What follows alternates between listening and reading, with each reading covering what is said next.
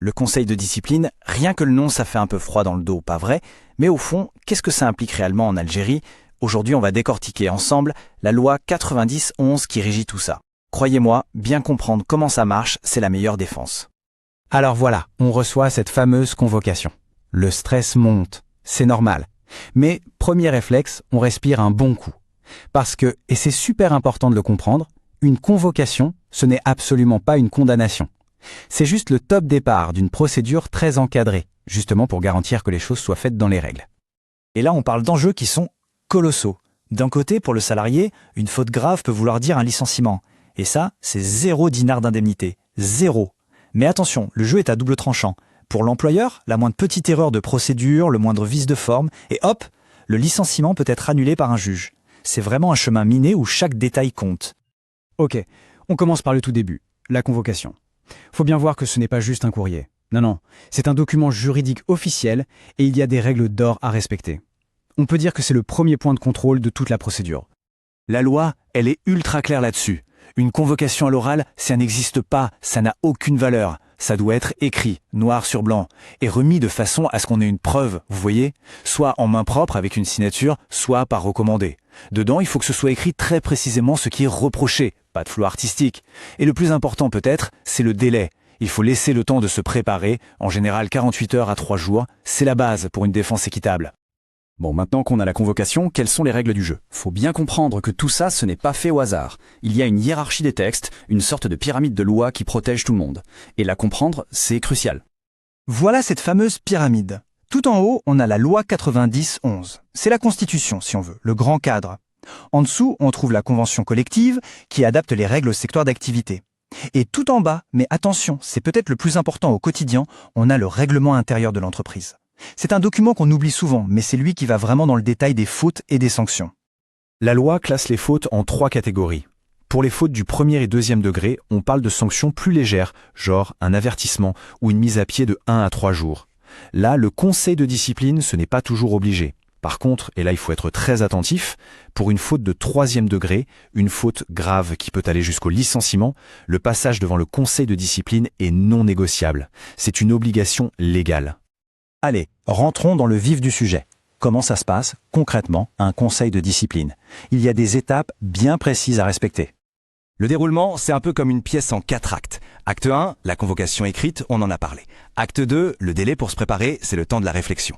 Acte 3, l'audition, c'est le cœur du réacteur, le moment où on s'explique. Et enfin, acte 4, la rédaction du procès-verbal, le PV qui va tout graver dans le marbre. Pendant cette audition, la personne convoquée n'est pas seule et démunie, loin de là.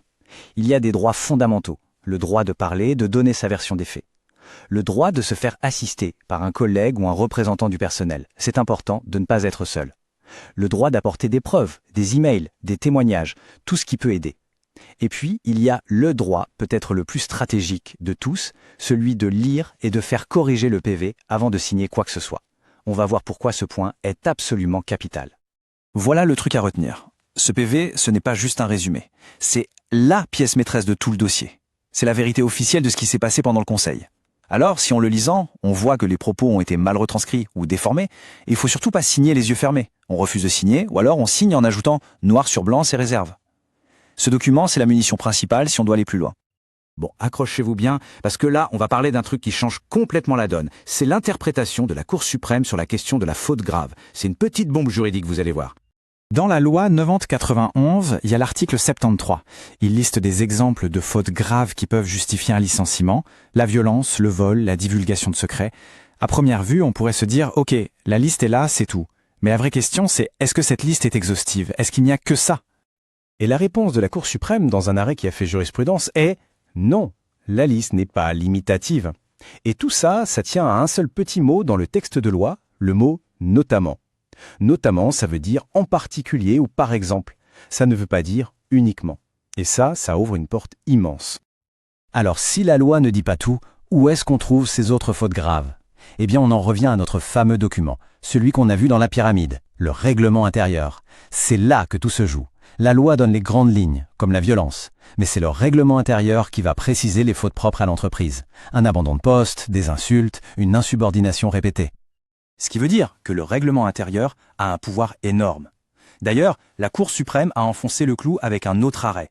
Pour les boîtes de plus de 20 salariés, où ce règlement est obligatoire, s'il n'y en a pas, eh bien licencier quelqu'un pour une faute qui n'est pas dans la liste de l'article 73, ça peut être considéré comme un licenciement abusif.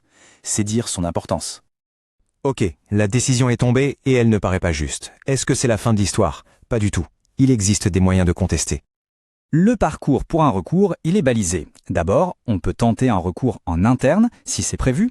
Ensuite, il y a une étape incontournable, une tentative de conciliation devant l'inspection du travail. L'idée, c'est d'essayer de trouver un accord. Et si, et seulement si ça n'aboutit pas, alors la dernière porte, c'est le tribunal social.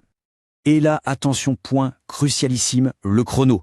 Une fois qu'on reçoit le PV de non-conciliation de l'inspection du travail, un compte à rebours de 6 mois démarre. 6 mois pour saisir le tribunal.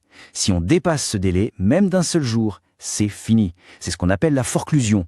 On perd purement et simplement le droit de contester en justice. C'est une deadline à ne jamais, jamais oublier.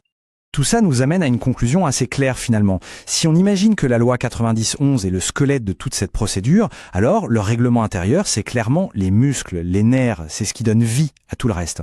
Le connaître sur le bout des doigts, c'est sans doute la pièce maîtresse du puzzle pour s'y retrouver.